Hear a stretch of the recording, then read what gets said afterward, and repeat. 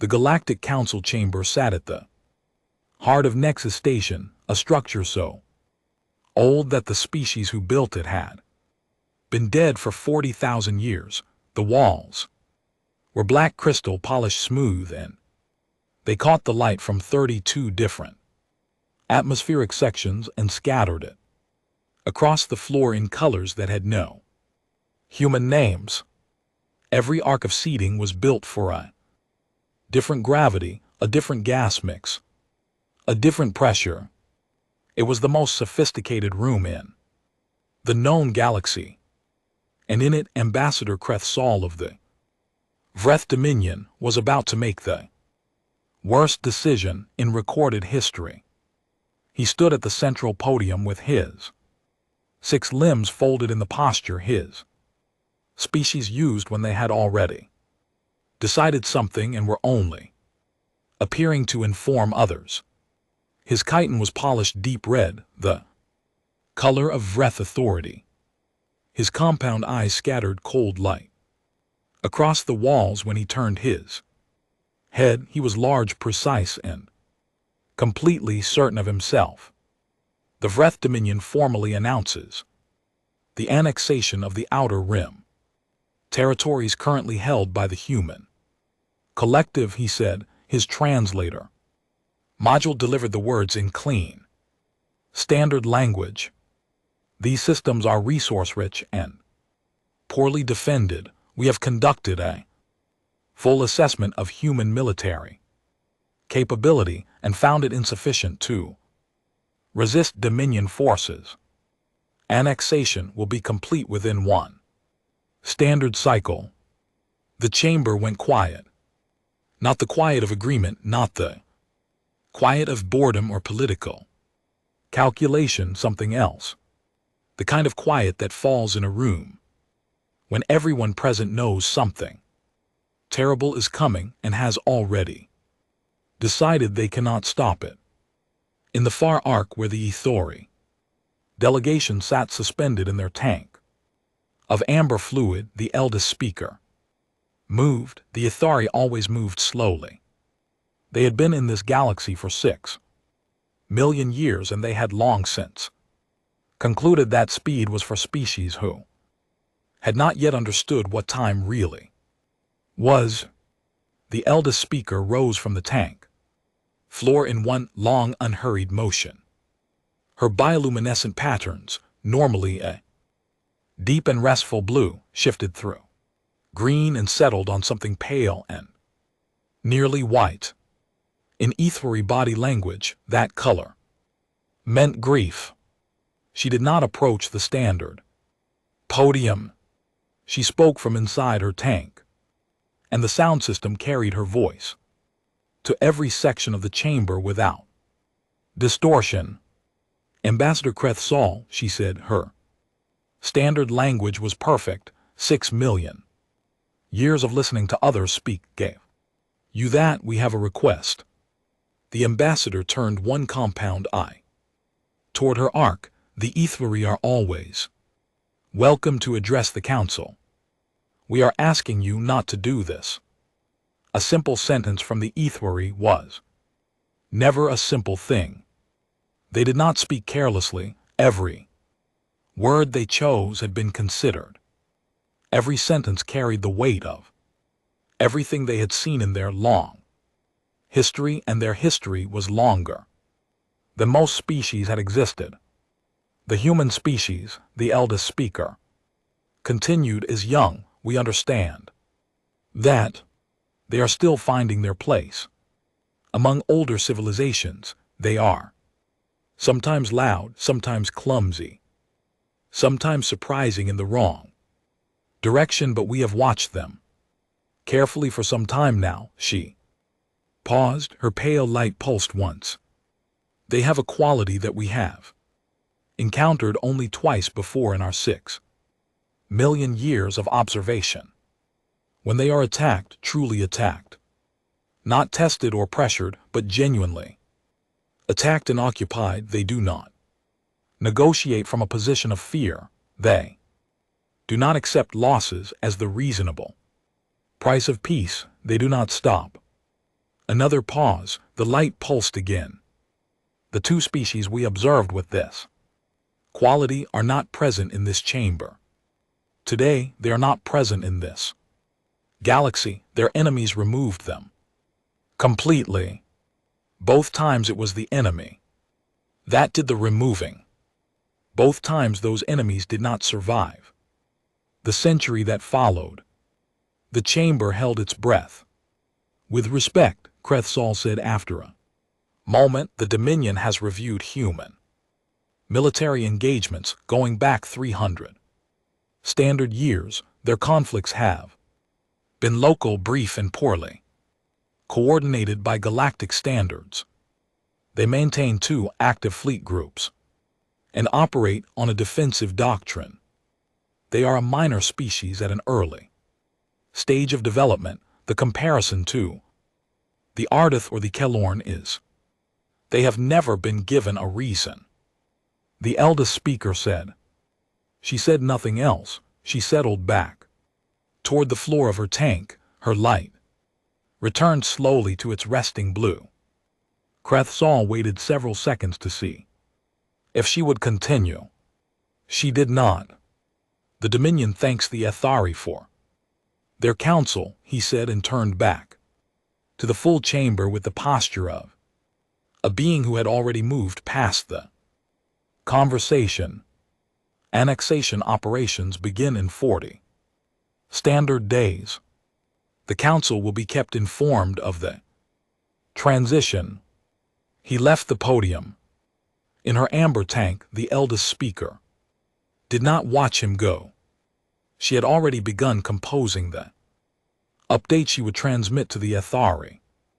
Deep archives, the ones maintained outside the galaxy in cold storage, kept for whoever might come after the current age of civilizations. The record was brief. It has begun again. The humans do not know yet. Watch what follows. Remember it. The colony on Kepler 7 did not know any of this. It was an agricultural world, mostly red-brown soil under a pale orange sun, with long flat growing plains that stretch from the settlement ring to the horizon in every direction.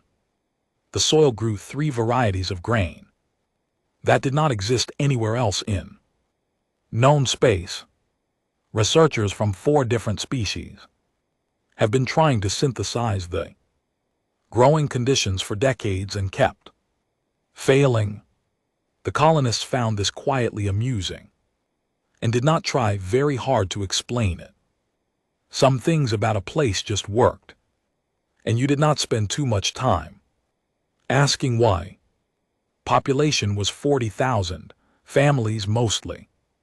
Farmers, engineers, teachers, doctors. The full quiet machinery of a community that had been growing in the same place for 80 years. There was a small orbital defense platform that spent most of its operational time redirecting meteoroids that drifted in from the outer belt. There were 2 patrol ships that mapped the edges of the system every few months, out of habit because humans like to know what was around them even when nothing was there. It was a Tuesday on the colony calendar.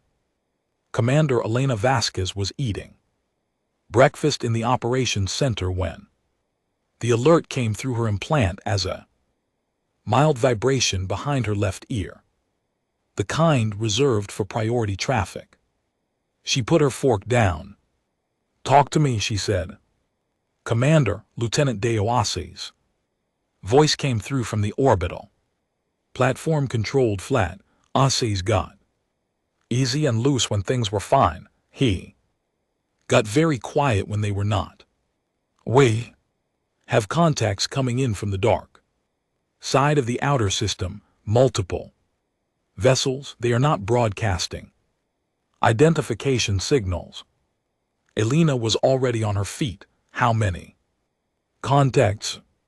"Still counting, Commander. More than 30. The engine signatures a pause. "Commander, I am reading Wraith Dominion Drive profiles, I am certain of it. She left her breakfast where it was. She never went back for it. The next 6 hours were the kind that got stored in the wrong place in memory. Afterward, they should have lived under fear. They went on to work because there was too much of the second to leave room for the first. She moved 40,000 people into the reinforced underground shelters in 4 hours and 12 minutes. The colony had drilled it annually for 60 years, and the time showed. The shelters had food, water, and medical supplies for 90 days. She made sure the children went in first and the soldiers went in last or not at all. She positioned both patrol ships at the edge of effective weapons range and told their commanders to make the Wraith work for every meter of approach. She activated the orbital platforms. Full weapons loadout.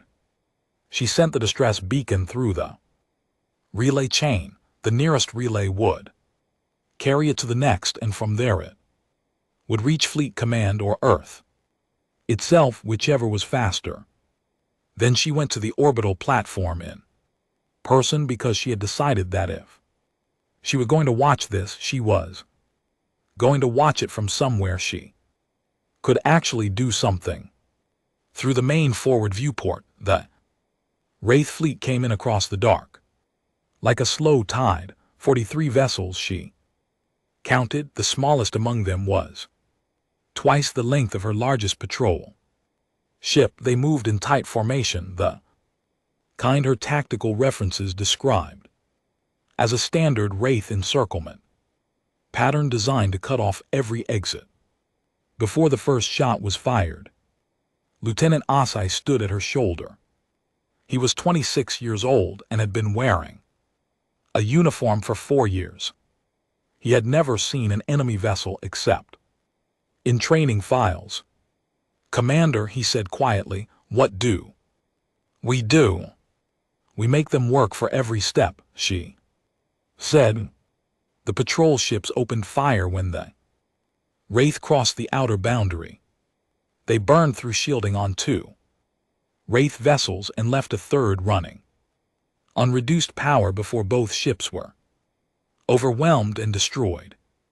The orbital platform fired until its main capacitor array burned out from sustained draw. 3 Wraith vessels took significant damage during the approach. 43 ships against 2 patrol vessels and 1 aging platform. But the Wraith had expected nothing. They had expected the defense to fire a warning shot and open communication channels about terms. The math surprised them. It slowed them down by 2 hours. The Wraith landed on the colony surface 8 hours after arriving in the system. They burned 216 surface structures. They left everything else standing, which meant they wanted the colony functional and producing. They put guards on the water treatment centers, the grain storage facilities, the power distribution nodes, the medical building. Elena watched their patrol patterns from inside the maintenance tunnel system that ran beneath the original settlement ring. She had 18 soldiers with her. She had her sidearm, 4 rifles, and 11 days of supplies. She had something else too. Something that the Wraith tactical assessment of human military capability had not measured and would not have known how to measure. She was not frightened. She was focused. There was a difference, and it was the most important difference in the universe. She did not tell her soldiers they were going to win. She did not give a speech about courage or sacrifice or the things worth fighting for. She had known these people for years. They did not need that from her. She said, "We are going to make sure they remember this colony." Over the next 3 weeks, they cut 2 Supply lines, they destroyed 4 of. Vreth communication drones, they hit a fuel depot on the southern edge of the landing zone and took out a surface vehicle. They lost 1 soldier, Corporal Andy Reed, in the second week in a firefight near the Eastern Water Station. 1. Elena sat in the dark of the tunnels afterward and thought about that arithmetic for a long time, what it cost and what it bought. The Vreth had lost 14 soldiers across those same 3 weeks, plus the vehicles and the fuel and the communication infrastructure. They had doubled their patrol frequency. They had stopped moving in groups smaller than 6. They were not comfortable. Good. 3 weeks after the attack, a fleet relay station and the adjacent system received Elena's distress signal. It was flagged highest priority. It went to Fleet Command in under 12 hours. From Fleet Command, it went to Earth Defense Council within the day. From the Defense Council, it went everywhere that had the clearance to receive it, every military branch, every government body, every senior commander. In human space, the message was clear and exact. Kepler 7 human colony, 40,000 residents, occupied by Vreth Dominion military force, colony infrastructure intact. Commander Vasquez and an unknown number of defenders conducting active resistance operations. 11 human systems announced for annexation by the Vreth Dominion. 11 systems. Not a raid, not a border incident, a declaration. The Earth Defense Council sat in session for 9 hours. When they came out, the statement they released was 3 lines long. They had reviewed the Vreth Dominion's declared intentions. They had reviewed the attack on Kepler 7. They had considered the situation in full. Their response was not a diplomatic note. It was not a demand for withdrawal. It was a military mobilization order, the broadest one issued in human history. General Marcus Webb, commanding officer of Fleet Command, read the order and then stood at the window of his office on Fleet Station Meridian for a long time, looking at the stars. He was a careful man. 30 years of service had made him that way. He had seen 2 border conflicts, 1 full engagement campaign, and enough political disasters to know that speed was not always the right tool. But he also knew history. He had studied it the way most commanders studied tactics, not as entertainment or obligation, but as the only honest record of what worked and what did not. He called his senior staff full civilian manufacturing protocols. He said, effective immediately, I want every shipyard in human space at maximum production. I want reserves recalled. I want supply chains running double shifts. He paused. I want a complete fleet inventory in 48 hours. Everything we have active, everything in reserve, everything that can be made ready within 90 days. Admiral Huang, his logistics chief, looked at him carefully. General, the civilian protocols haven't been activated since the last time someone decided our space was theirs to take, Webb said. That was a long time ago. Some species apparently didn't hear how that ended. He turned back to the window. One more thing, he said. Find me the name of whoever gave the order on the Vreth side, the specific individual who authorized the annexation plan. I want that name logged and tracked. He did not turn around. When this is over, we are going to need it. His staff left to begin the work. General Webb stayed at the window a moment longer. He looked at the star field, at the small cold lights of 1,000 systems, some of them human and some of them not. 40,000 people, he said to no one. Then he went to work. On Nexus Station, in her amber tank, the eldest Athari speaker received the human mobilization report on the 12th day. After it was filed, she read it in the slow and careful way her species read everything. She sent a second note to the deep archives. They are moving. The full mobilization has begun. What follows will be unlike anything this current age of the galaxy has seen. Record everything.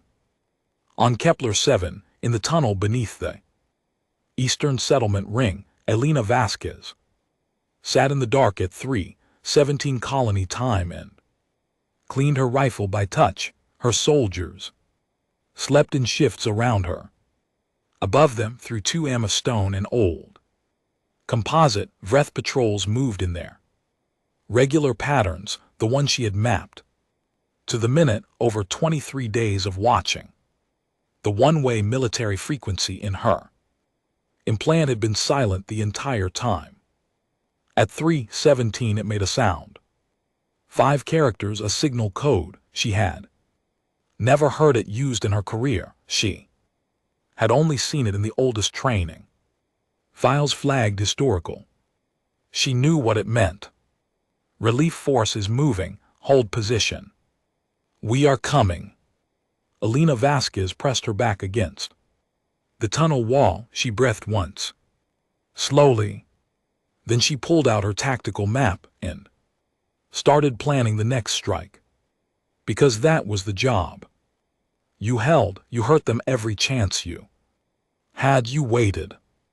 And you made sure that when help arrived, the enemy had already learned, in whatever small and costly way you could manage, what it meant to fight someone who had decided not to stop.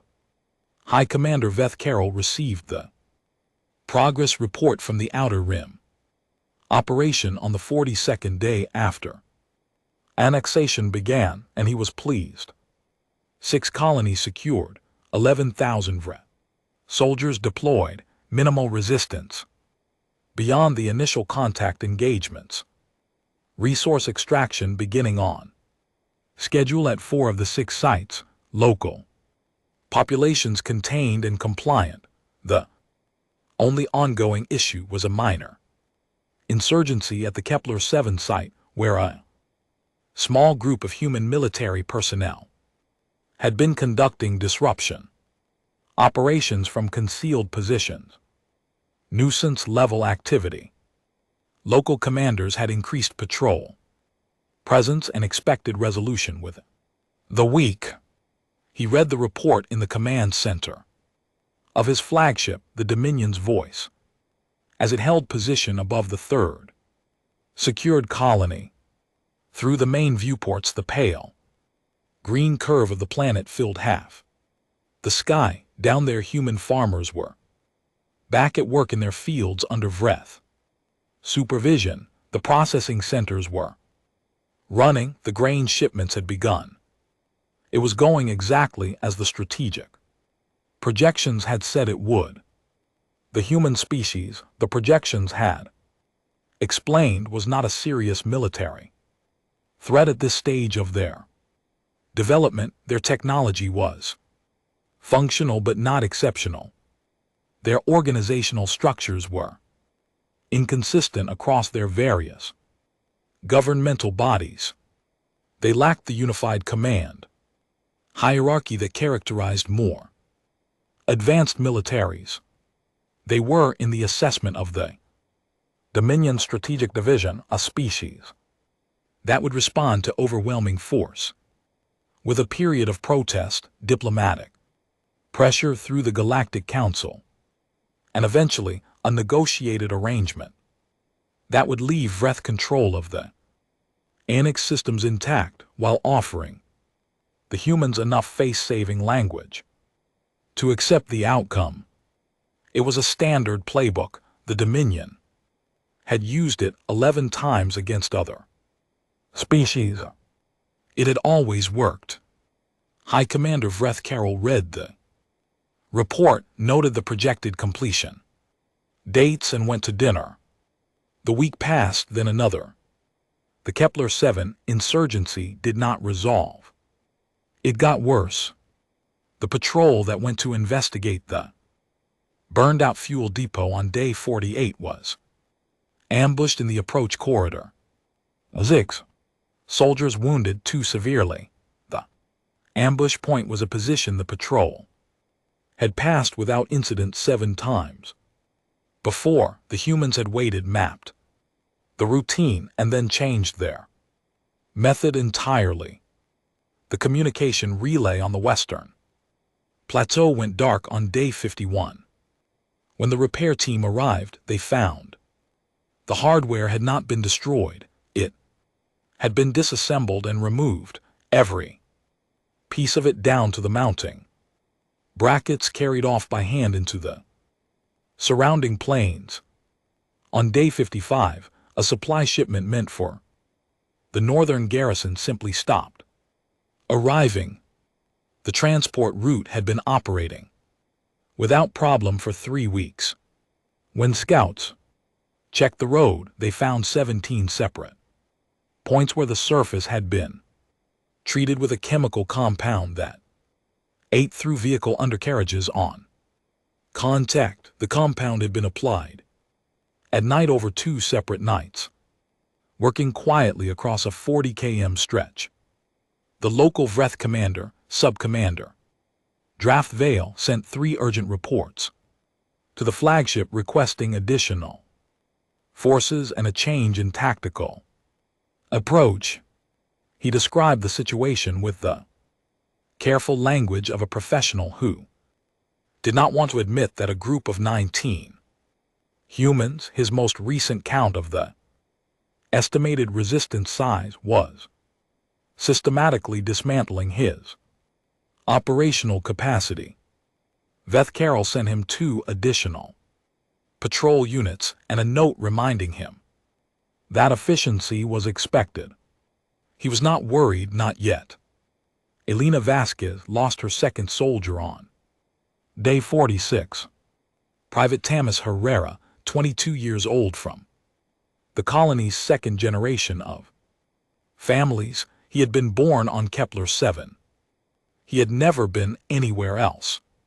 She held the accounting of him in her mind the same way she held all the other numbers. The tunnel was not a place for grief in the open, and she was not built for grief in the open anyway. She kept it somewhere interior where it would be waiting for her when she had time for it later. When this was done, they were down to 16 fighters now. Of those, 4 had injuries that reduced their effectiveness, 2 with untreated infections, 1 with a fracture that had been set but not properly healed, 1 with hearing damage from a close explosion. She was running low on medical supplies, low on charge packs for the rifles, and she had been wearing the same uniform for 46 days. What she was not running low on was information. She knew the position of every Wraith patrol on the surface within a 2 km radius of the tunnel system. She knew their rotation schedules, their response times, and the 3 gaps in their coverage that they had not yet found or fixed. She knew which guards were alert and which were not. She knew the shift change happened 4 minutes late on average every 3rd night, which was 4 minutes of open ground she could use. She also knew from the signal traffic she was intercepting on the military frequency that other human colonies in the annex systems had not gone quietly either. The resistance on Meridian 4 had destroyed a Wraith landing bay. The underground network on Harvest Station was feeding real-time Wraith troop movement data to fleet relay points somehow. On Calloway's world, A group of civilian engineers had converted a mining excavator into something that the Wraith were now describing in their communications as a significant ground-based weapons platform, which Alina found deeply satisfying. The Wraith had taken 6 colonies. The Wraith had also acquired 40,000 problems per colony, and the problems were organized. On Earth, the civilian manufacturing protocols had been running for 30 days. The effect was not dramatic to look at. It was not a fleet of warships launching at once in a fire of light. It was quieter and larger and more relentless than that. It was every orbital shipyard running second and third shifts. It was every automated materials processor on every settled human world locked into supply chains that fed one purpose. It was engineers and production managers and logistics coordinators working problems in rotation around the clock, finding efficiencies, removing bottlenecks, moving faster. Human beings, when they decided something needed to be built, were extraordinary builders. Most species in the galaxy understood this about them in the abstract. Humans built beautiful things, their architecture, their technology, their art. It was visible everywhere in the settled sectors. Other civilizations had seen the products and been impressed. Very few had ever watched humans build under pressure, with a deadline, with something real at stake. The pace was different when that was the case. It was 30% faster in the first week, 45% faster by the third week as the supply chains optimized and the workers settled into the rhythm. By the end of the first month, Fleet Command's production estimates were being exceeded by a margin that the projections team revised upward 3 times because they kept assuming errors in the data. There were no errors. General Webb stood in the Fleet Command Operations Center and watched the numbers come in and felt something he had not expected to feel, which was a kind of quiet and uncomplicated pride. How long until the first full response? Fleet is ready, he asked. 60 days, General, Admiral Huang said.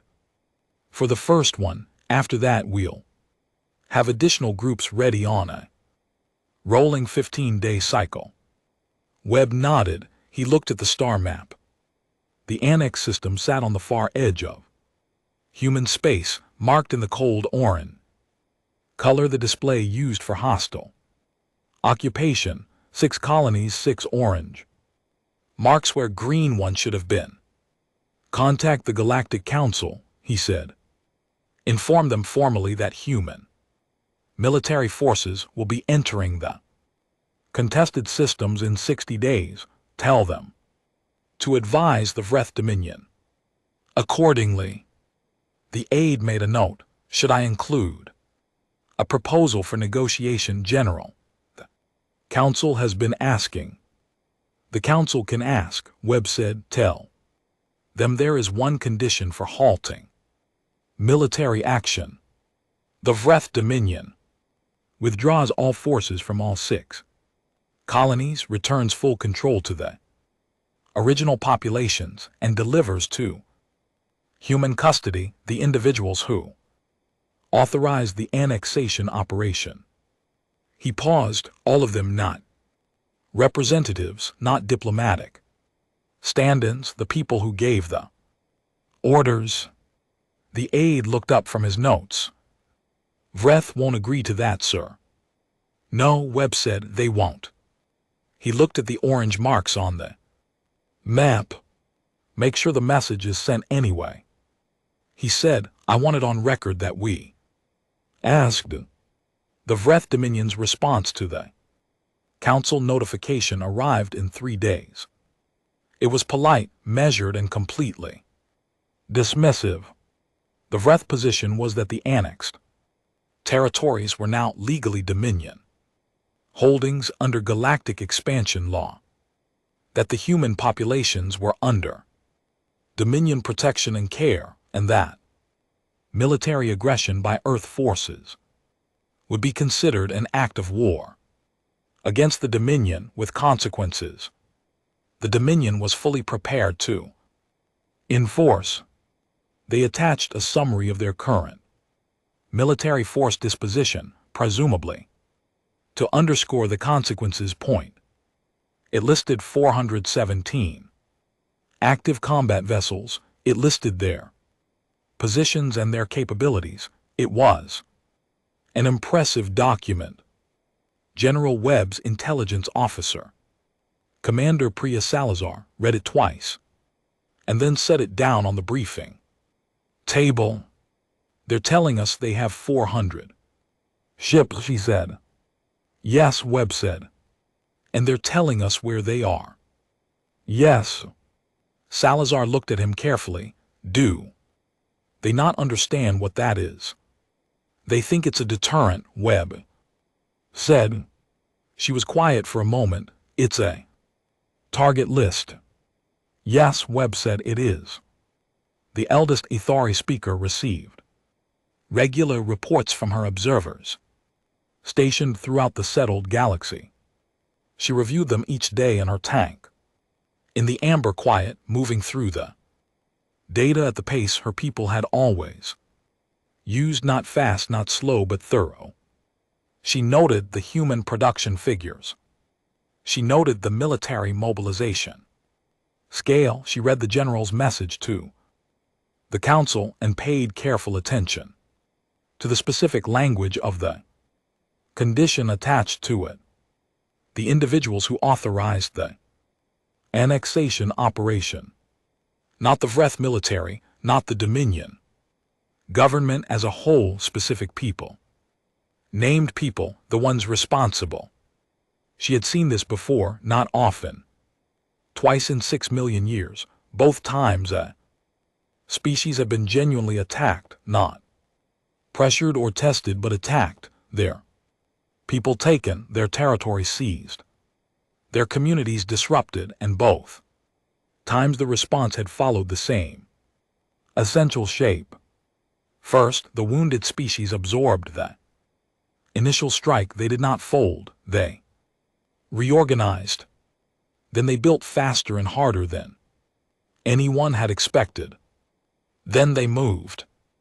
And they did not stop moving until the specific individuals responsible for the attack were no longer capable of being responsible for anything at all.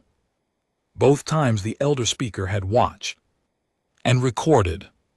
Both times she had hoped the attacking species would understand in time what was coming for them. Neither had. She did not expect the Vreth to be different. She hoped for it. Hope was not the same as expectation. On day 63 of the occupation of Vreth, patrol unit on Kepler 7 captured a single human soldier operating alone in the outer fields near the northern water station. He was young, not more than 23, and he had been separated from his unit during a supply run. He had no implants that the Vreth scanning equipment could locate. He was armed with a knife and a sidearm, with a near-dead charge pack. Subcommander Drathville personally conducted the interrogation because, after 63 days of being made to look incompetent by a group of farmers and soldiers in underground tunnels, he wanted a conversation with one of them. The human soldier gave his name and nothing else. He was polite about it. He answered every procedural question. Name, rank, colony assignment, and then simply stopped speaking. He sat in the chair with the same flat attention that the subcommander had started to recognize in humans under pressure, not bravado, not defiance. Just a kind of patient, settled stillness that Drathville found deeply unsettling in a way he could not fully explain. Your situation is not good, Drathville told him. You are alone, your group is small, your resources are nearly gone. A Dominion relief force is arriving in this system within 20 days to reinforce our position. There is no way out of this for you. The human soldier looked at him. He said, there's a fleet coming. Drathville paused. The Dominion relief force, yes, I just. Not yours, the soldier said. He said nothing else. Drathville reported the exchange to the flagship. He logged it as low confidence. Intelligence from a prisoner attempting psychological pressure. He noted it was probably nothing, but he filed it anyway because it had not sounded like psychological pressure. It had sounded like someone saying something they already knew was true for no reason other than that the information would be relevant soon. 11 days later, the long-range sensors on the Vreth command vessel above the 3rd secured colony registered a contact, then multiple contacts, then a great many contacts coming in from the direction of human space, decelerating from transit speed in coordinated formation. The sensor officer reported the count 3 times, each time to make certain, before he delivered it to High Commander Vethkel. 208 vessels, the vanguard element of what the signal traffic indicated. Clear's throat was a significantly larger force still in transit behind it. Vethkel stood at the sensor display and looked at the incoming formation. The human ships were not in a defensive formation. They were not arranged to ground or establish a perimeter. He had spent 30 years studying fleet tactics, his own species and a dozen others, and he recognized what he was looking at. They were in an attack formation, not coming to defend their colonies, not coming to establish a negotiating position, coming in at combat speed at a heading that intersected directly with his own ship's positions, with a formation shaped for one thing: engagement. He transmitted to the fleet battle stations. He transmitted to the Dominion homeworld contact with human fleet engaging. He transmitted to the Galactic Council out of protocol. And GT snorts. And GT military action imminent. He did not transmit to the eldest Ithori speaker because he did not know she was watching. She was watching in her amber tank. She read the sensor contact reports as they reached her observer's instruments, and she felt the grief-pale color rising in her bioluminescent patterns again. The color she had worn the day Kreth Saul had stood at the council podium and announced the annexation. She had one more note for the deep archives. The humans have arrived. The Vreth believe this is the battle. It is not the battle. It is only the beginning of what the battle will cost them. We said, do not wake these people. We said this. Remember that we said it. In the tunnels below Kepler 7's surface, Elena Vasquez felt the ground vibrate at 4:12 colony time. Not from fighting, not from explosions, from something descending through atmosphere at high speed, multiple somethings burning in through the upper air on deceleration burns. Human dropships had a specific vibration frequency when they came in hot. She had felt it in training a dozen times. She knew exactly what it was. She stood up. Around her, her soldiers were already awake, sitting up in the dark, looking at the ceiling of the tunnel as the vibration moved through the stone above them. Is that Lieutenant Osai began? Yes, Elena said. She picked up her rifle. 63 days, she said mostly to herself. The arithmetic of it, what it cost and what it bought. Then she moved toward the tunnel exit. Her soldiers fell in behind her without being told. Outside, through the tunnel's concealed hatch, the sky above Kepler 7 was lit with the bright lines of deceleration. Burns.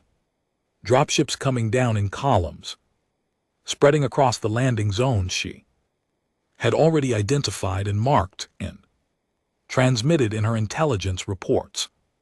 Weeks ago, the Vreth patrols above her were in chaos. Their communications were a flood of overlapping alerts, scrambled response units, commands that arrived too late and went to positions that no longer existed.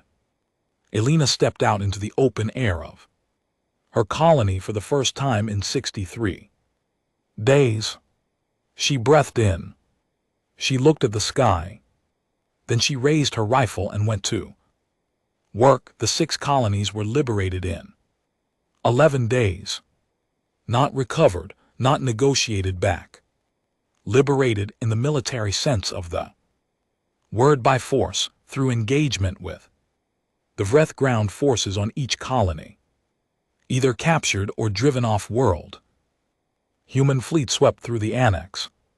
Systems in a coordinated sequence that had clearly been planned for weeks, hitting each occupied colony in overlapping strike windows that gave the Vreth no time to consolidate or reinforce between engagements. The Vreth had expected a defense. They had expected humans to fight hard for their own territory and then stop at the border of Dominion space to make demands and establish a ceasefire line. That was how these things worked. You fought, you bled, you found a line that both sides could live with, and you stopped at it. You stopped because going further was expensive and escalatory, and no one benefited from pushing a wounded enemy all the way back to their home systems. Every species in the galaxy understood this. The human fleet crossed the border into Vreth Dominion space on day 12. High Commander Veth Carroll falling back with the surviving elements of his fleet after losing the engagement above the 3rd secured colony, received the news and had to ask his communications officer to repeat it. They have crossed the border, the officer confirmed. Into Dominion space, Veth Carroll said. Yes, High Commander. He was quiet for several seconds. The scope of what that sentence meant took time to fully form. The humans were not setting up a defensive perimeter along their original border. They were not establishing a demilitarized zone.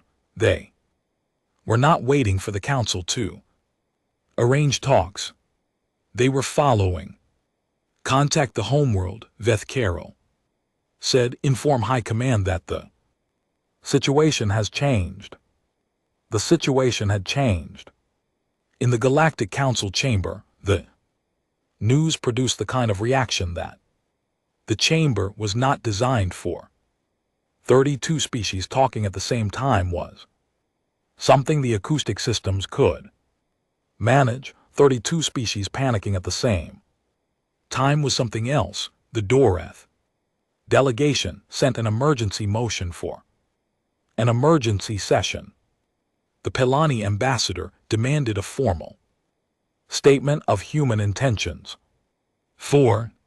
Smaller species made quiet inquiries through back channels about updating their own defensive postures, not against the humans specifically, but in general, because the general situation had become the kind that made updating defensive postures feel reasonable. The Galactic Council's formal mediator, a calm and deeply experienced Korath bureaucrat named Velshan, sent a priority communication to Fleet Command, requesting an urgent statement of human military objectives. General Webb's response arrived within the hour. It was brief. It said that human forces were engaged in active pursuit of Vreth Dominion military units that had occupied human territory and harmed human citizens. It said that this pursuit would continue until the condition previously stated was met: full withdrawal of all Vreth forces, full return of occupied colonies to their populations, and the delivery to human custody of all individuals who had authorized the annexation operation. Velshin read it 3 times, looking specifically for language that was not there. There was no mention of a ceasefire line, no mention of a negotiated settlement, no mention of territorial concessions or reparation schedules, or the diplomatic frameworks that species typically used when they wanted a war to stop. Just the condition, meet the condition, and the pursuit ends. Don't meet it, and the pursuit continues. Velshin sent the response to the full council and then sat for a long time in her office. She had been mediating for 22 years.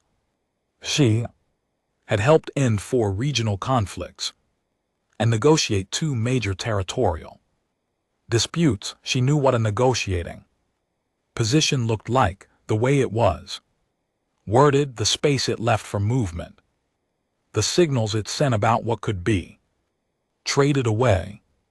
This did not look like a negotiating position. This looked like a statement.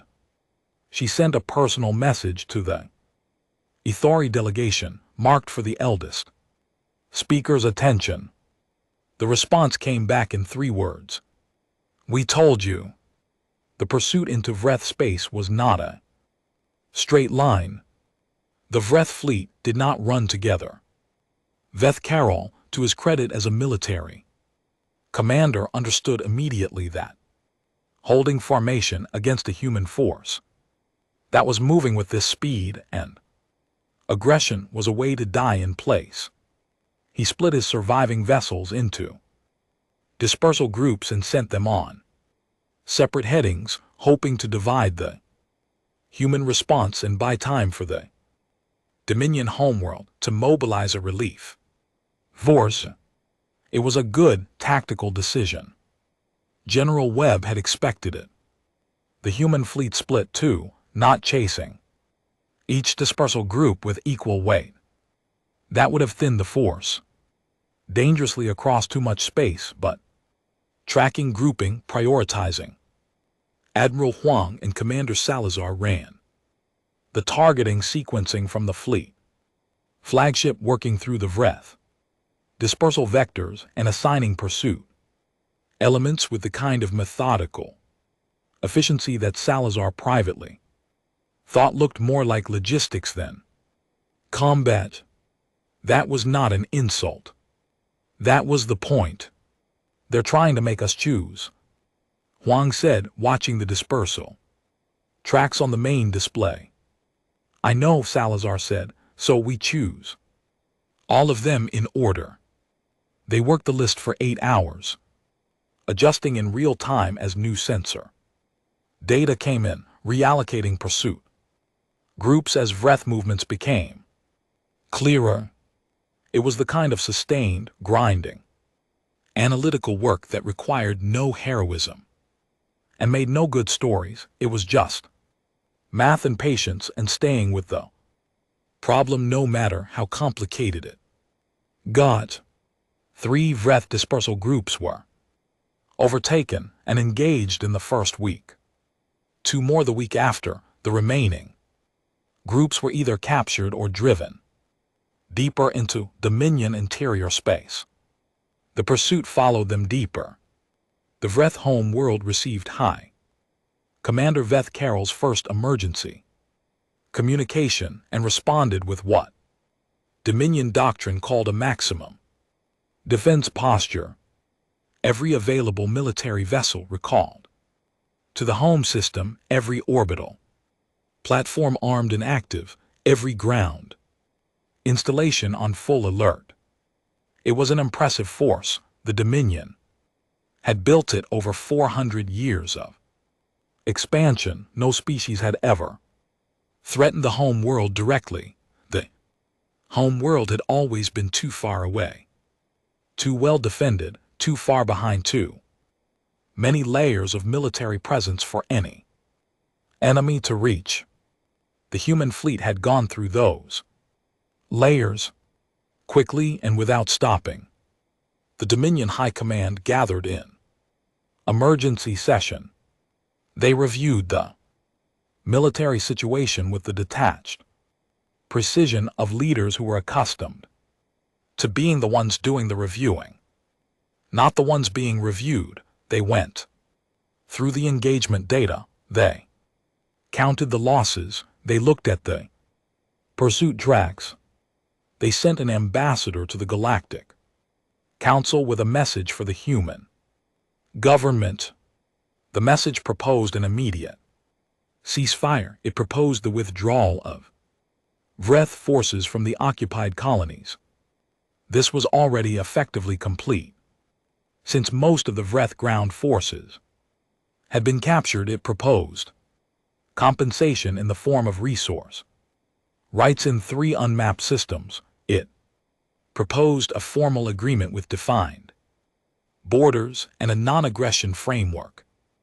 It was by the standards of Vreth diplomacy, a generous offer. More than generous, it was the kind of offer the Dominion made when it wanted something to end. The human response came back in 24 hours. The same condition, the same words. Deliver to human custody all individuals who authorized the annexation operation. The council mediator Velshin, carrying the response, stood in the Vreth ambassador's reception suite and watched. The ambassador read it. They want the high command, the ambassador said. He did not say it with anger. He said it with a kind of incredulous flatness, like a person discovering that the floor is not where they expected it to be. They want the specific individuals who gave the orders, Velshin said. Carefully, high command, yes, and anyone in the chain of authorization. That is not how wars end, the ambassador said. I know, Velshin said. No species in this galaxy ends a war this way. I know, she said again more quietly. The ambassador stared at the message for a long moment, then he looked at her. What do they want with them? What happens if we surrender these individuals? Velshin had asked General Webb this exact question. She relayed the answer exactly as it had been given to her. A trial, she said, before the Galactic Council for the occupation of civilian colonies, for the treatment of occupied populations, for the soldiers lost in the conflict, a formal accounting. The ambassador absorbed this, and if we refuse, Velshin did not have to answer. They both knew what the answer was. It was written in the trajectory of every human pursuit element still moving deeper into Dominion space. How do they expect us to simply hand over? The ambassador began. They don't expect you to find it easy, Velshin said. They expect you to do it anyway. She left the message with him and went back to the council chamber to wait. Elena Vasquez had been promoted to colonel 3 weeks after the liberation of Kepler 7. She had been given command of the 3rd Ground Assault Group, 1,100 soldiers and the supporting equipment they needed, assigned to the pursuit operation in Vreth interior space. General Webb had personally attached the new rank insignia during a brief ceremony on the fleet flagship that lasted exactly 4 minutes because Elena had asked him to keep it short. She was not comfortable with ceremonies. She was comfortable with work. The 3rd Ground Assault Group was used for the boarding operations that followed fleet engagements, the close work of taking a Vreth vessel that had been disabled or surrendered, clearing it, securing the crew, finding and preserving intelligence, making sure that the individuals aboard were properly identified and logged. The identification and logging was important. Webb had made that very clear. Every Vreth military officer captured was processed through a chain of documentation that would have looked excessive in a different war. Name, rank, command history, chain of authorization, who had given them their orders and who had given orders to that person. The documentation went to a central records office that Commander Salazar ran with the same methodical patience. She applied to everything. Elena understood what the documentation was for. Not all of it was going to matter. Junior officers following orders, soldiers who had been conscripted, supply and logistics personnel who had kept the occupation running without being in a position to refuse. These people were processed and held and would eventually be released. The documentation showed who they were and what role they played and made clear they were not the target. The target was specific. The authorization chain for the annexation operation, from the field commanders who had carried it out up to the high command that had approved it and the diplomatic corps that had announced it to the council and the intelligence division that had provided the assessment saying it was safe to proceed. The humans were not fighting a war against the Vreth Dominion. They were following a chain of responsibility back to its source. Elena had a list of names on her personal command slate. It had 31 entries. Each one had a status marker. Confirmed captured, confirmed dead in engagement, location unconfirmed, location tracked. She updated it every day, sometimes twice a day as new information came through. 22 of the 31 were now marked confirmed. Captured.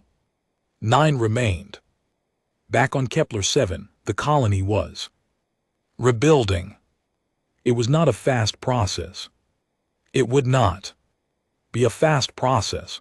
216 buildings had been destroyed. Some of the water treatment infrastructure had been damaged during the occupation. The grain that had been growing when the Vreth arrived had come in without full harvest support, and a significant portion of it had been lost. But the people were there, all 40,000, in their shelters, and now coming out of them into the light. Elena had gone back to the colony once. For 2 days between assignments, she had walked through the settlement ring and seen what the Vreth had done to it and what her people were already doing about it. They were building, not waiting for external support, not organizing formal recovery committees, not filing the documentation that would eventually bring relief funding from Earth. All of that was coming, and all of that would help, but it was not why they were moving now. They were moving because their home needed to be rebuilt, and they were the people who lived there. She had stood in the ruin of the Eastern grain station and watched a crew of 12 people working with hand tools and recycled materials, moving with the focused quiet of individuals who did not need to be told what to do next. She had thought about Private Herrera, 22 years old, born in this place, never gone anywhere else. She had thought about Corporal Reed. She filed those thoughts in the interior place where she kept them next to all the others. Then she went back to the fleet. She had a list with 9 names left on it. The Galactic Council session that convened on day 90, one of the conflict was the most heavily attended in living memory. Observers from species who had not sent delegates to a full session in decades were present. The authority tank contained not 1 but 3 speakers, which was extraordinary. The authority rarely sent more than 1 representative anywhere on the grounds. That one was enough and more was wasteful. The central debate was about intervention, not military intervention against the humans. No one was proposing that, and not only because no one had the military capacity to make it credible. The debate was about whether the Council should formally demand a halt to the human pursuit on the grounds that it was now a destabilizing event for the entire settled galaxy. Arguments were made. Legal frameworks were cited. The Vreth ambassador, increasingly pale in his chitinous complexion, spoke about proportionality and the traditions of galactic conflict resolution. When he finished, the eldest Ethari speaker asked to speak. The chamber went quiet in the particular way it always did when an Ethari spoke. She said, "We advised the Vreth Dominion before this began not to attack the human species. We were specific. We told them that humans, when genuinely attacked, do not stop. We told them this comes from a quality we have observed twice before in our history. Both prior instances ended the same way." She paused. "The Council is now debating whether to formally demand that the humans stop. I would suggest the Council consider instead what message it sends if it intervenes on behalf of the aggressor against the species that was attacked." Another pause. "I would also suggest the Council consider whether a formal demand is something the humans will comply with." The chamber was very quiet. "They are not stopping because they are angry," she continued. "They are not stopping because they are cruel. They are stopping because there are specific people who chose to attack 40,000 civilian colonists, and those people are not yet accounted for. When they are accounted for, the humans will stop. This is the shape of this particular quality as I have observed it. It ends when the accounting is complete, not before." She settled back. "The fastest path to peace is the one the humans have already described. Deliver the individuals responsible. Do it quickly. Let the accounting happen." The chamber held this for a moment. Then the debate resumed, but it was quieter than it had been. High Commander Vethkaral, in the 3rd week of the pursuit into Dominion space, transmitted a new communication to General Webb directly, bypassing the Council and the diplomatic channels entirely. It was not in the format of an official communication. It was in the format of one military officer to another. He asked what it would take.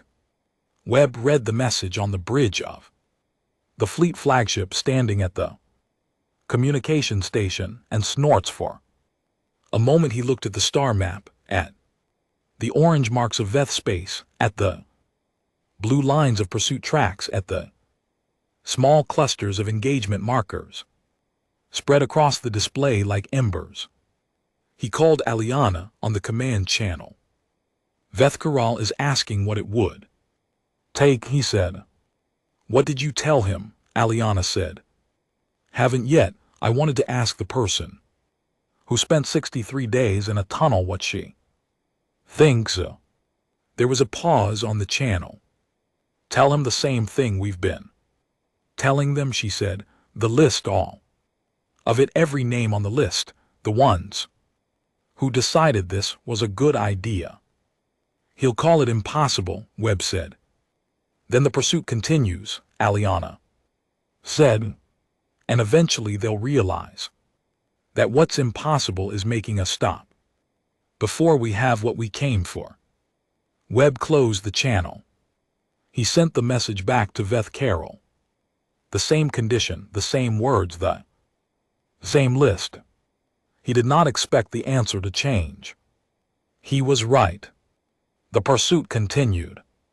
And as it continued, as the days accumulated and the tracking data grew, and the human fleet moved steadily through Vreth space, following every dispersal group and every fleeing commander, something began to change in the Dominion.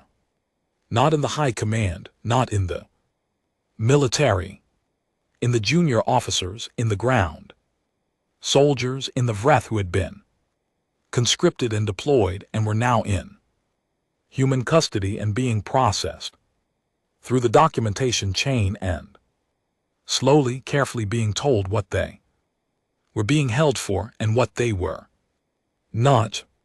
They were being held for the record. They were not the target.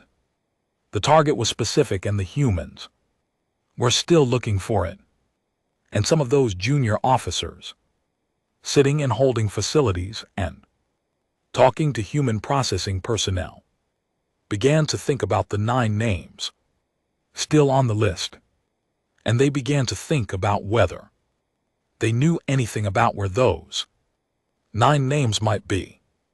Some of them did.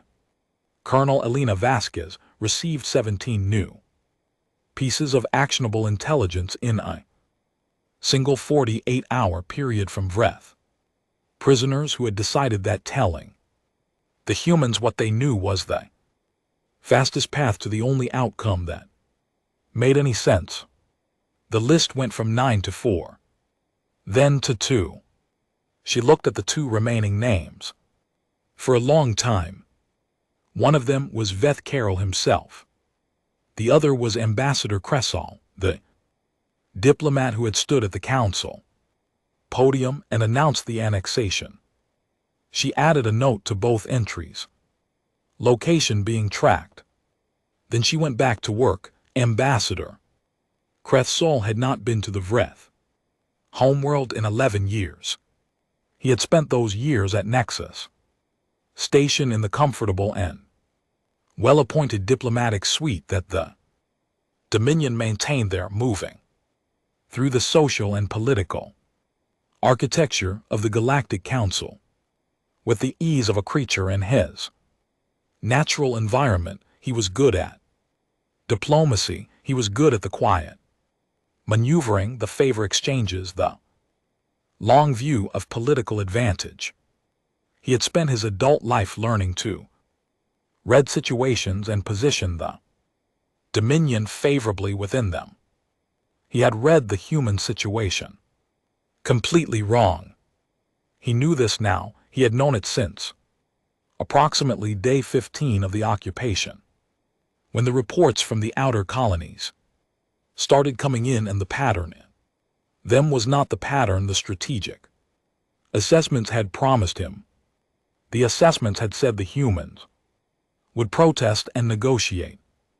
The assessments had said the occupied populations would be manageable. The assessments had said the human military response would be limited by their defensive doctrine. The strategic assessments had been made by people who had studied human history from the outside, who had read the numbers and the force inventories and the diplomatic records, and had completely failed to understand what those numbers were attached to.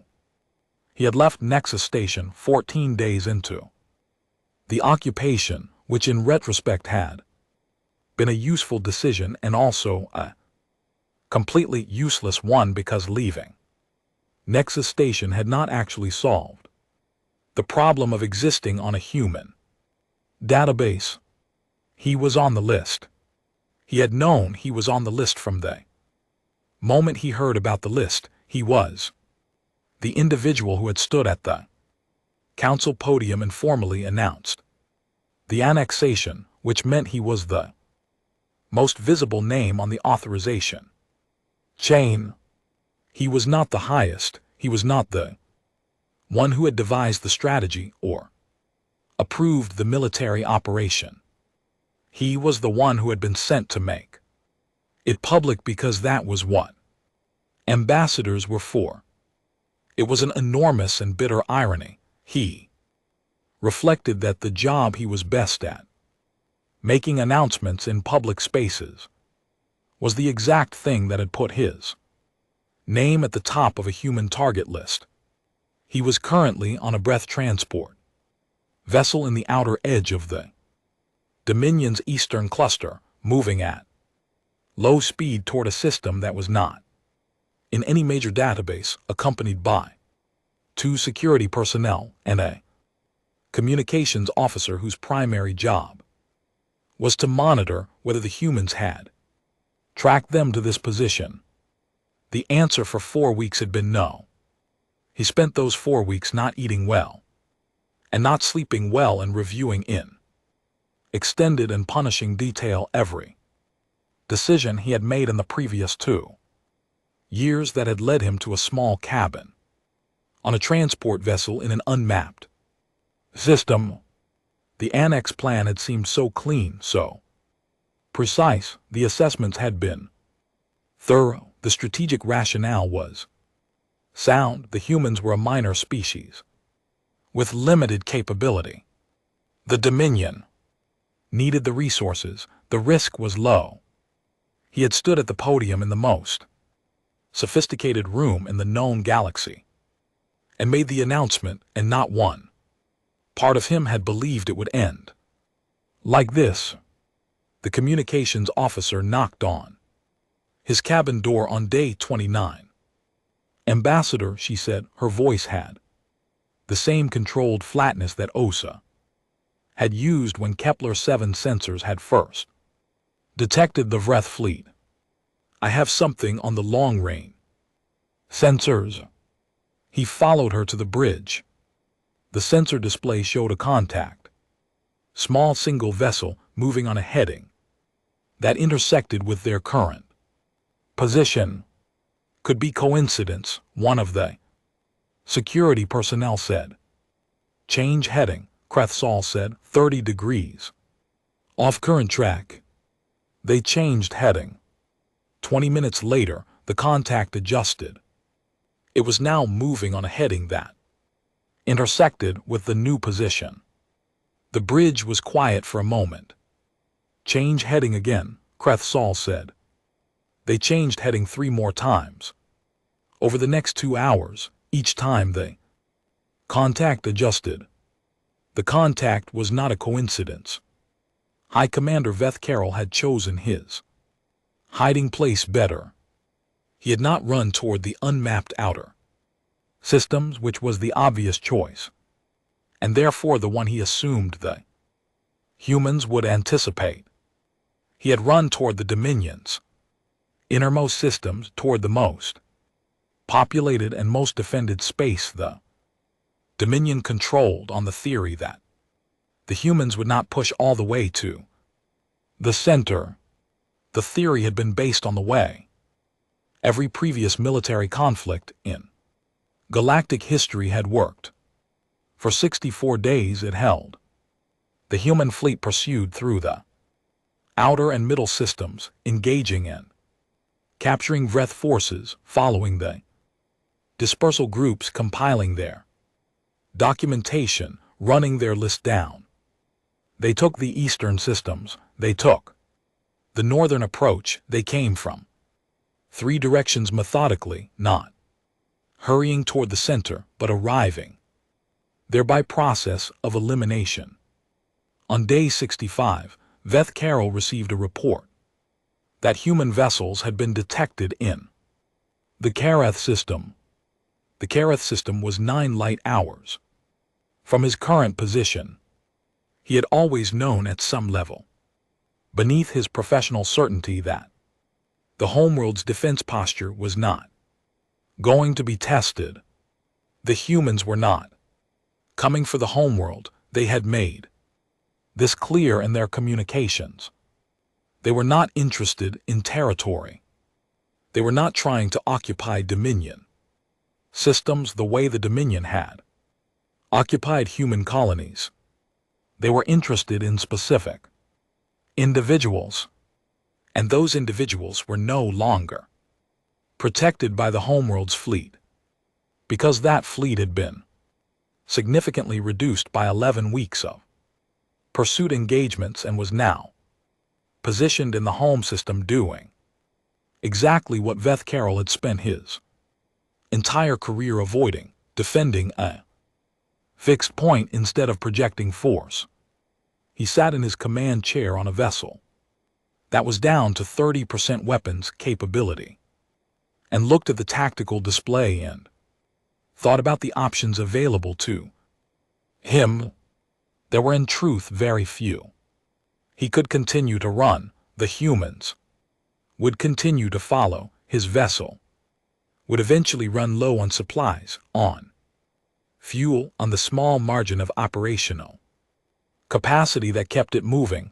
The humans had a fleet in resupply rotation with a logistics chain that reached back to human space. He had one damaged ship in the stars.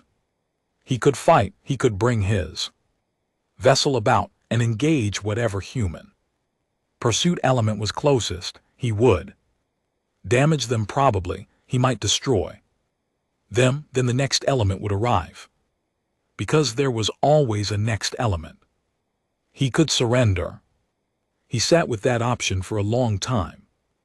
The accounting the humans wanted was a trial, public, formal, conducted before the Galactic Council. Every decision he had made in the Outer Rim operation would be examined. Every order, every outcome, the 40,000 occupied civilians, the soldiers lost on both sides, the soldiers he had lost, the soldiers they humans had lost.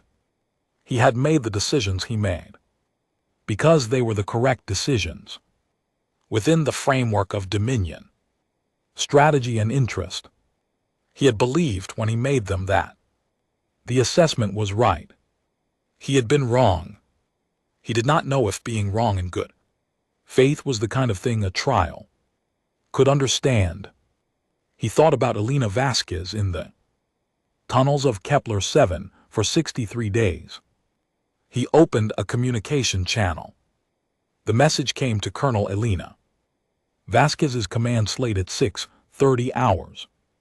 Flagged unusual by the communications officer because of its origin point.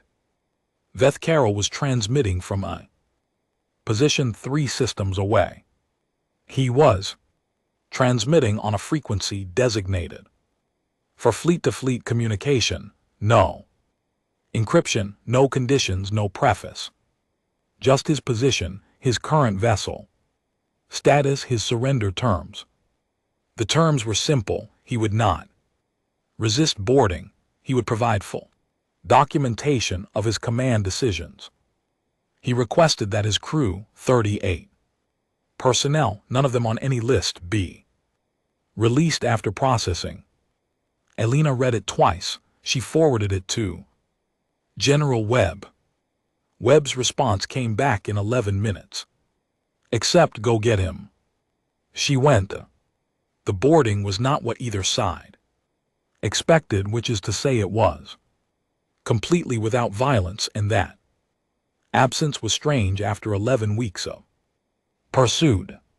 Elena's unit came through the airlock of Veth Carroll's vessel with weapons drawn in full armor and found the crew standing in the corridor in the posture the Vreth used for formal surrender, 6 limbs folded inward, heads lowered. Veth Carroll himself was on the bridge. He was larger than Elena had imagined. From the briefings, the size of Vreth high commanders tended to be somewhat understated in intelligence summaries. He stood with his limbs folded and his compound eyes tracking her as she entered the bridge with 2 soldiers at her back. She stopped 3 m from him. He looked at her for a moment. She let him. "You are Vasquez," he said. His translator module was excellent. "Yes," she said. "The Kepler 7 commander." "Yes." He said nothing for a moment. His compound eyes moved in the slight pattern that Vreth physiology used when processing something uncomfortable. "Your casualties in the occupation." "2," she said. "2 soldiers." He was quiet again. "I have reviewed the engagement records. Your units' operations during the occupation were—" He paused. "Effective, more effective than the reports indicated." "The reports were wrong about a lot of things," Alina said. A long pause. "Yes," Veth Carroll said, "they were." She had him processed. She had the crew processed and logged for release. She had the vessel's command records fully extracted for the documentation chain. On the trip back to the fleet flagship, she updated her list. 1 name left. Ambassador Kreth All's transport vessel was overtaken by a single human scout ship on day 31 of his flight. The scout ship was not a combat vessel. It was small, fast, and lightly armed, the kind used for tracking and reconnaissance. It came alongside his transport at matching velocity and opened a communication channel and waited. He sat on the bridge of his transport for a long time without answering. The scout ship waited. He thought about the council chamber, the black crystal walls, the amber tank, the eldest speaker's pale light, and the 3 words she had said, "We told you." He had dismissed it. He had been so confident. The assessments were clear. The numbers were solid. The strategic rationale was sound. The humans were minor. They were young. They would not push back hard enough to matter. He had told himself this because it was what he wanted to be true. He had been the ambassador of the Vreth Dominion to the Galactic Council for 11 years. He had been good at the job. He had represented his people's interests with skill and intelligence and a long view of political consequence. And he had looked at 40,000 human colonists on 6 agricultural worlds and decided they were an acceptable calculation. He understood now that this was where he had made the deepest error, not the strategic one, not the military assessment. The human beings had not been a calculation. They had never been a calculation. They were people in tunnels for 63 days. And they were families in shelters for 11 weeks, and they were children who had grown up on soil that their grandparents had worked, and the humans who came after them with a fleet had known every one of those facts and had not treated any of it as acceptable loss. He opened the communication channel. "This is Ambassador Kreth Saul," he said. "This is Lieutenant Commander Ashad Ray's human fleet." The voice was calm, professional. "Ambassador, please confirm you are prepared to comply with the boarding procedure." "I am," he said. "Your crew will be processed and released after documentation. You will be transported to the fleet flagship and from there to Nexus Station for council proceedings." "I understand," he said. There was a pause. "Ambassador," the voice said, not in a different tone exactly, but something in it had shifted slightly. "The colony you occupied, Kepler 7. There are 40,000 people there." He waited. "They're all still there," the voice said. "All 40,000. They're rebuilding." He did not know what to do with that information. He did not know what it was intended to make him feel, Relief. Perhaps, or something else.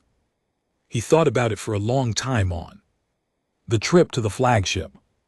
He was still thinking about it when he arrived. The Galactic Council received confirmation of Krethal's capture on Day 106 of the conflict. General Webb transmitted a formal communication to the Council within the hour.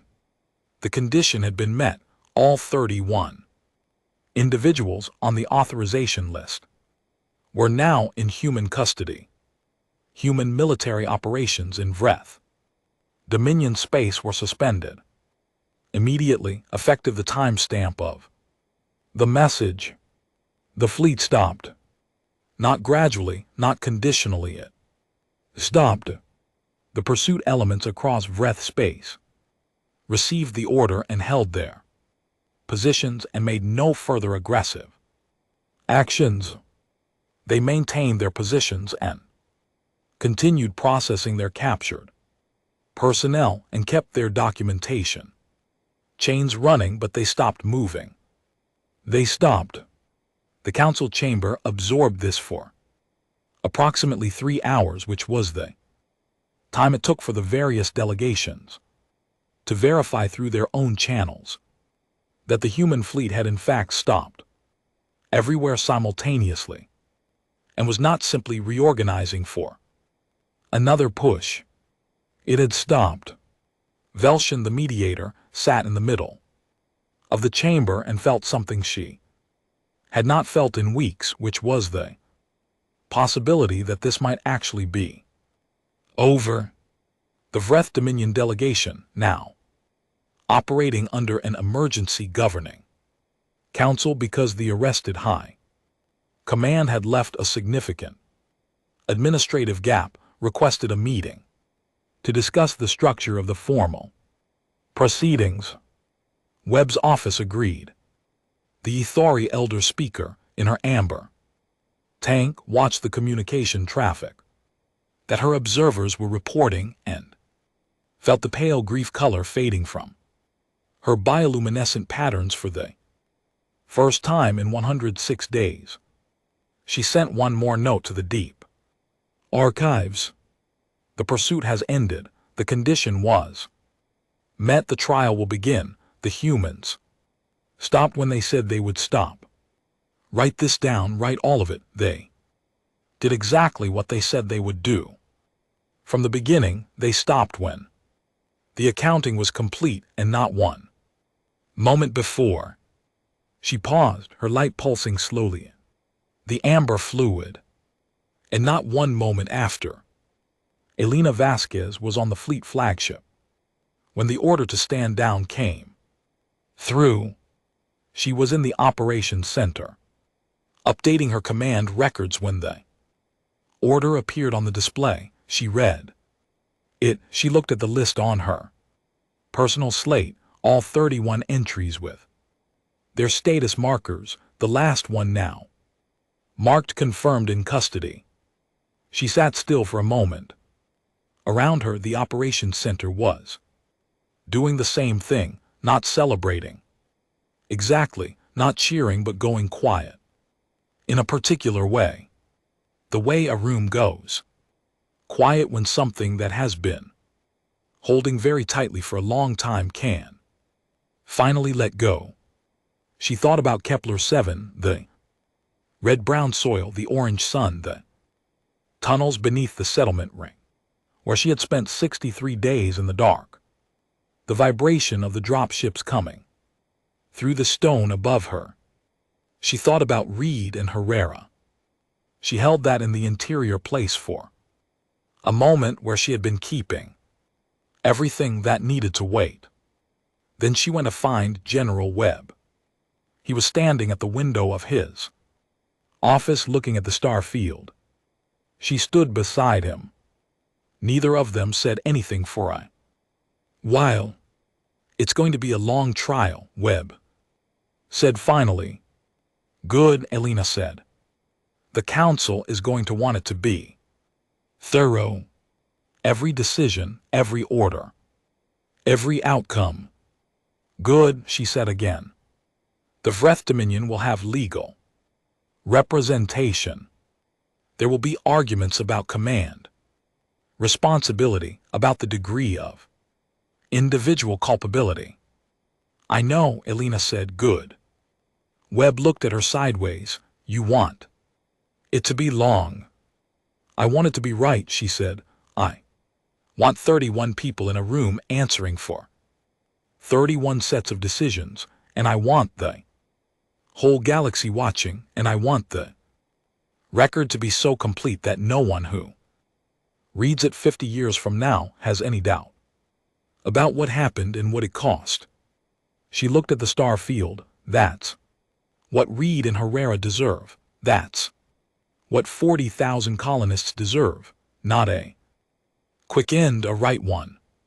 Webb was quiet for a moment. When this is done, he said, when the trial is finished and the record is made, what do you want to do? She thought about it. Go home, she said, help them rebuild the Eastern Grain Station. They're still working on it. Webb nodded. Outside in the dark between the stars, the human fleet held its position and waited for the next order, which would take them back toward human space, toward the dockyards and the home systems and the worlds they had built, and the people who lived on them. They had come out here for a reason. The reason was complete. They were ready to go home. The trial lasted 4 months. It was held in the Galactic Council chamber, which had hosted negotiations and declarations and diplomatic crises for 40,000 years, but had never hosted anything quite like this.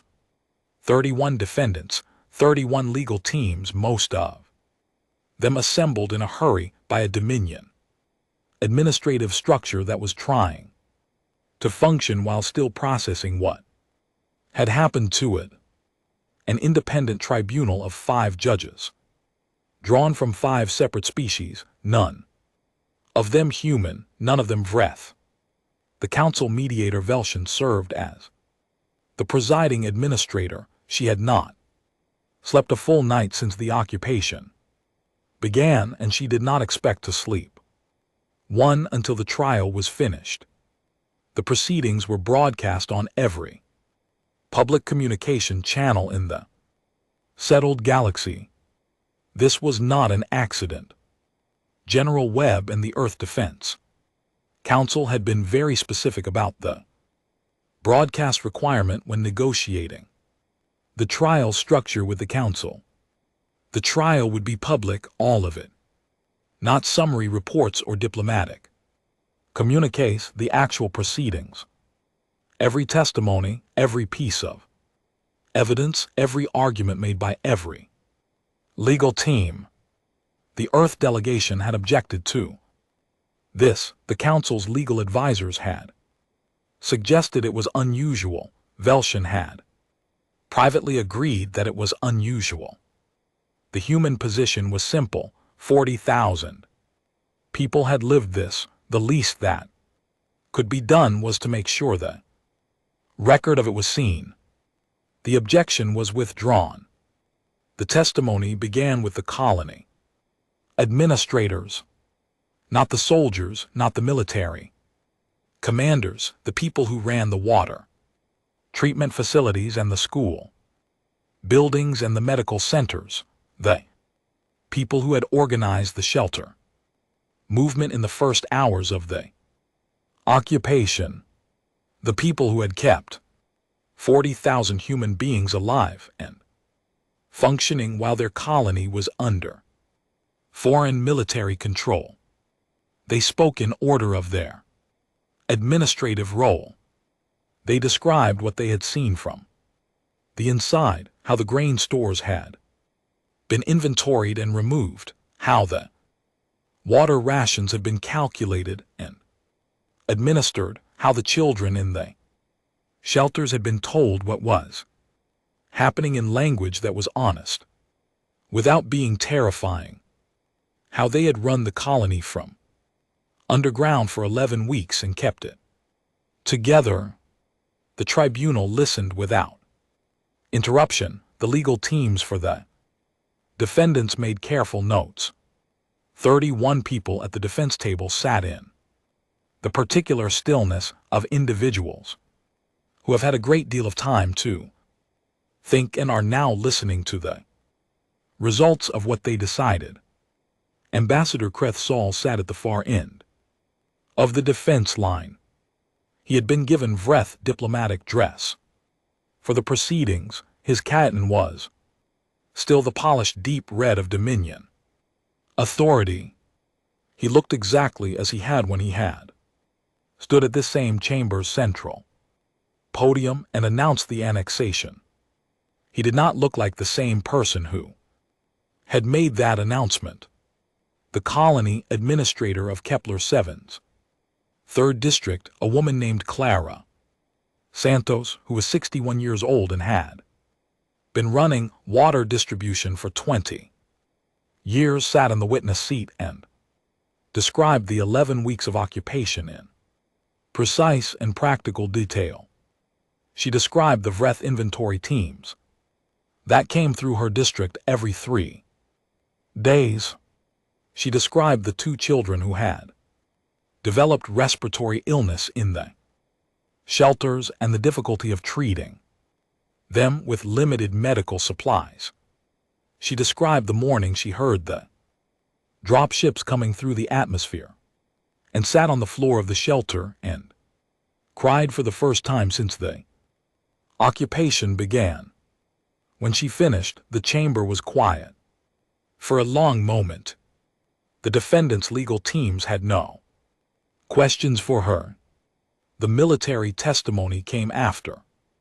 General Webb spoke for 3 days. He walked the tribunal through the mobilization decision, the force deployment, the communications sent to the Vreth Dominion before the fleet engaged. He walked them through the pursuit operation and the documentation chain and the condition that had been attached to the ceasefire from the first day. He was asked by one of the tribunal judges why the condition had been framed that way, why specific individuals rather than a governmental reckoning. Webb took a moment with the question. Because the decision to occupy those colonies was made by people, he said. Specific people who sat in specific rooms and reviewed specific information and decided that 40,000 of our citizens were an acceptable target, not a government in the abstract. People who could have said no, who had access to information that told them this was wrong and who chose to proceed anyway. He paused. The people who made that decision should answer for that decision, not their successors, not their junior officers, them. The judge made a note. And if the condition had not been met, the judge asked if the individuals had not been surrendered, then the pursuit would have continued until they were found, Webb said. Indefinitely. For as long as it took, Webb said. Yes. Elena testified on the 41st day of proceedings. She had not been looking forward to it. She was not a person who enjoyed rooms and formal occasions and sitting still in public. She was a person who fixed things with her hands, and her planning and her patience and testimony was none of those. She sat on the witness seat and she answered the questions the tribunal put to her. She described the 63 days in the tunnels with the accuracy of someone who had lived them enough times that the details were simply facts stored and retrievable. She described the soldiers she had lost. She said their names clearly for the record. She described the decision to keep fighting rather than negotiating and why she had made it. Was it a strategic decision? The tribunal judge asked. The decision to continue fighting rather than seeking terms. Elena thought about it honestly. Partly, she said, strategically. Keeping the Vreth ground forces busy and uncertain was useful. It made them commit more resources to Kepler 7 than they might have otherwise. She paused. But that was not the whole reason. What was the rest of it? They had our people, she said. They had our colony. They had come there and taken it because they decided they could, because they had done the arithmetic and concluded that we were small enough and far enough away that the cost would be acceptable. She looked at the tribunal bench. Directly, I wanted them to understand from the very first day that there was no version of this that was going to be acceptable, that the cost was going to keep coming, that we were not going to find a number at which we would agree to stop. She was quiet for a moment. I wanted them to understand that before the fleet arrived, because I wanted the fleet to come in and find that understanding already in place. The judge wrote something. Colonel Vasquez, another judge, said, "You are aware that the defendants have submitted statements arguing that the occupation was conducted under the framework of Dominion expansion law and that the civilian populations were protected under that framework, that no civilians were harmed during the occupation." I'm aware, Elena said. Do you have a response to that argument? She thought about Clara Santos sitting in a shelter for 11 weeks, she thought. About Reed and Herrera, she thought. About 40,000 people in underground rooms, while someone else inventoried their grain. People lived in tunnels for 63 days. She said children got sick in shelters. Families didn't know if they were going to be able to go home to the places they'd built their lives in. 2 soldiers died. She looked at the judge. Call that whatever legal framework you want. We know what it was. The legal team for 3 of the defendants made objections. The tribunal noted the objections and continued. When Elena's testimony was finished and she was stepping down from the witness seat, she passed the defense table. She did not stop. She did not look at any of the defendants, except at the far end of the table where Ambassador Crethsall sat. She paused. For 1 second, he was looking at her. His compound eyes caught the light in small cold sparks. She did not say anything to him. She did not need to. She walked out of the chamber and went back to work. The verdicts came on the 119th day. All 31 defendants were found guilty of crimes against civilian populations under the Galactic Council's unified code of conduct. The specific charges varied according to each individual's role in the authorization chain. The highest level defendants, the members of the Vreth High Command who had approved the operation, and Ambassador Crethsall, were found guilty on the fullest set of charges. The sentences varied. Junior members of the authorization chain received terms of Dominion civil service, mandatory and supervised, dedicated to the reconstruction support programs for the occupied colonies. Mid-level commanders received terms of confinement.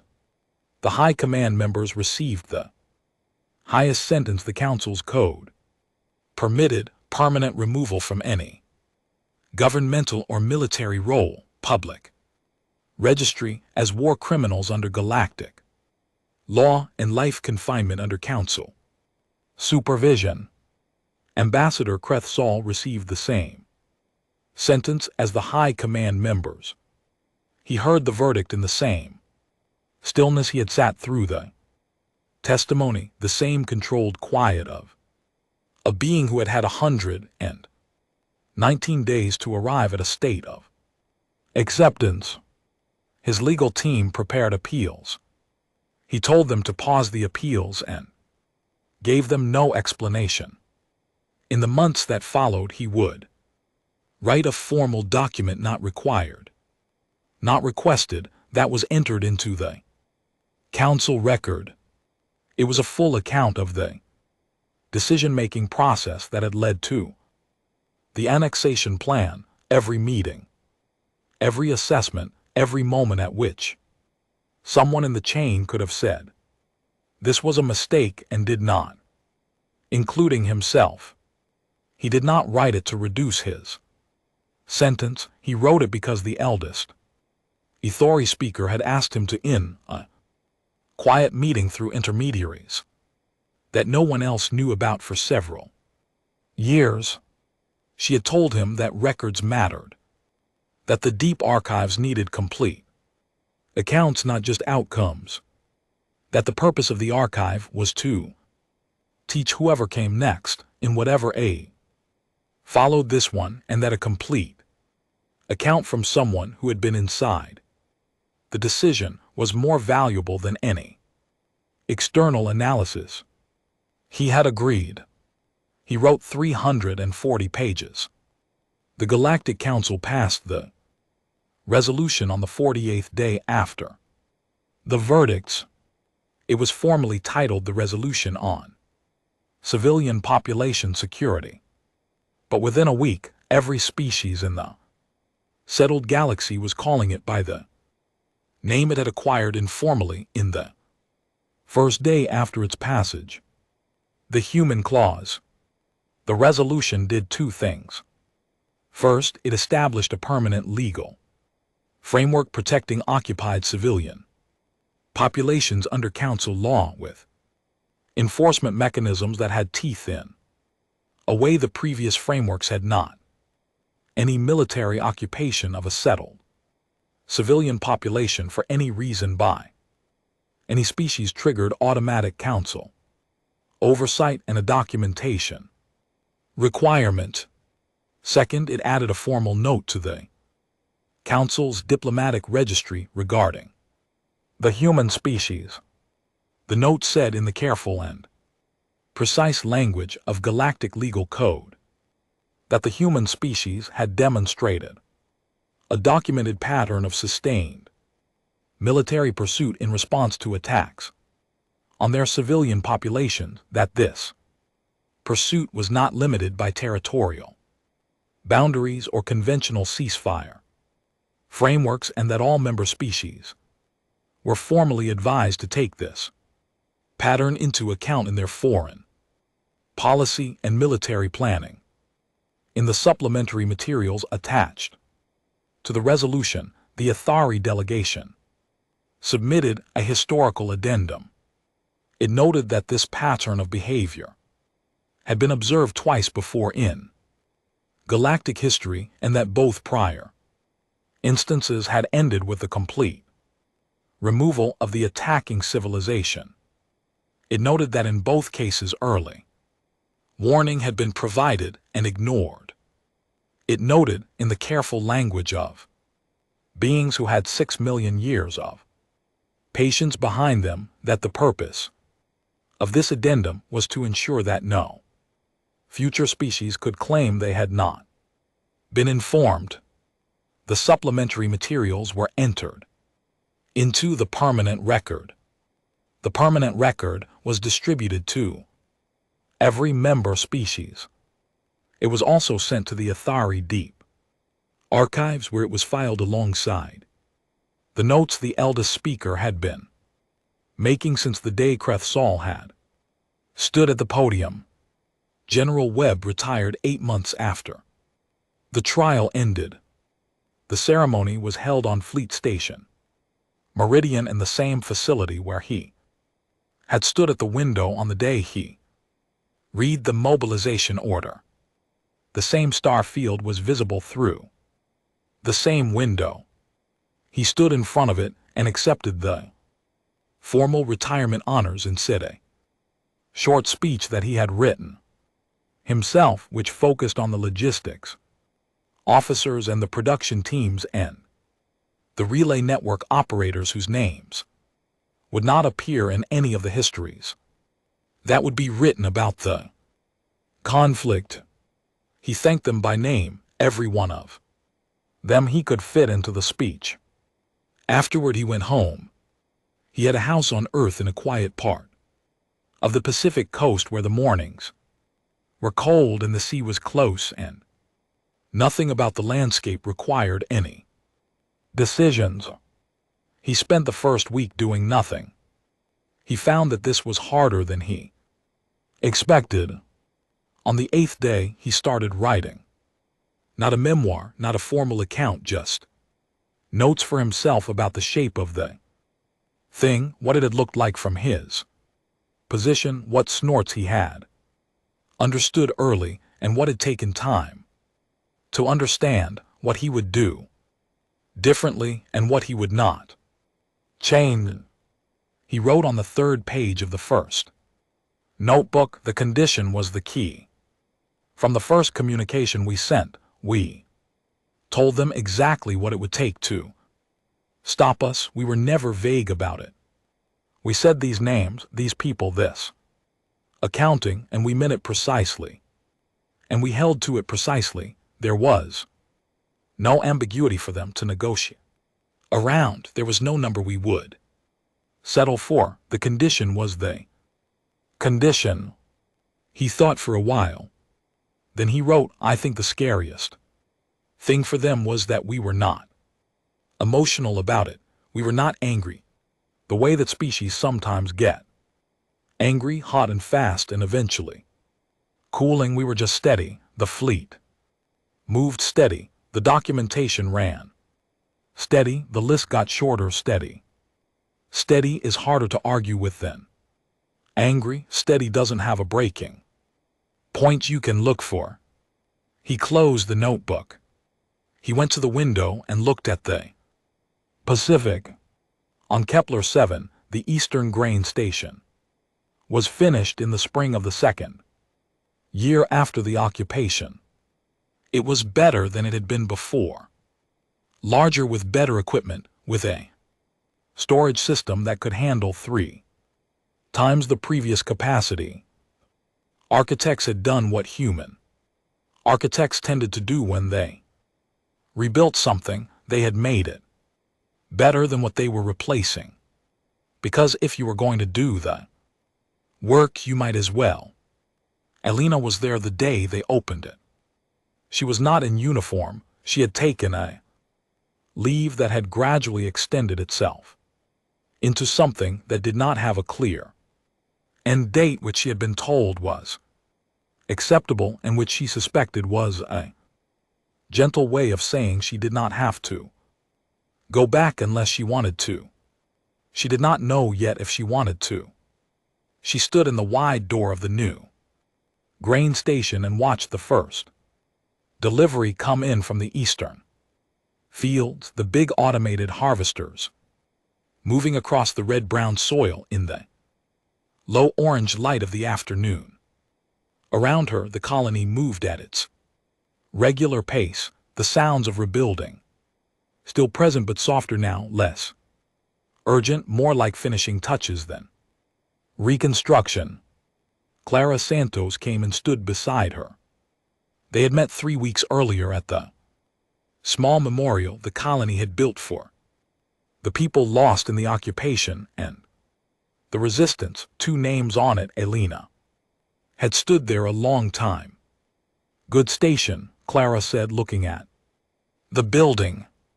It is, Elena said. Better than the old one. Yes. Clara was quiet for a moment, watching the harvesters. Are you going back to the fleet, I mean? Elena thought about it. She had been thinking about it for months without arriving at a clean answer. I don't know yet, she said honestly. Clara nodded. The colony administrator position is open, she said. 3rd district, actual position, not temporary. I mention it only because the last person who held it moved on, and we haven't found someone we like. Elena looked at her sideways. Clara shrugged. You know the tunnels better than anyone. That's roughly the same skill set. Elena laughed. It was the kind of laugh that comes out of somewhere unexpected. The kind that surprises you and then feels like something you needed. She looked at the grain station, at the fields, at the red-brown soil in the orange afternoon light. She had been born somewhere else. She had come here for an assignment and stayed for the work and then stayed through the worst thing this colony had ever experienced, in tunnels for 63 days, holding a piece of something that needed holding. She did not know when she had started thinking of this as home. She thought maybe it did not matter, when only that she did. I'll think about it, she said. Clara nodded once, satisfied, and went back to her work. Elena stayed in the door of the grain station and watched the harvesters come in from the fields until the light changed and the first stars came out over the flat plains of Kepler 7.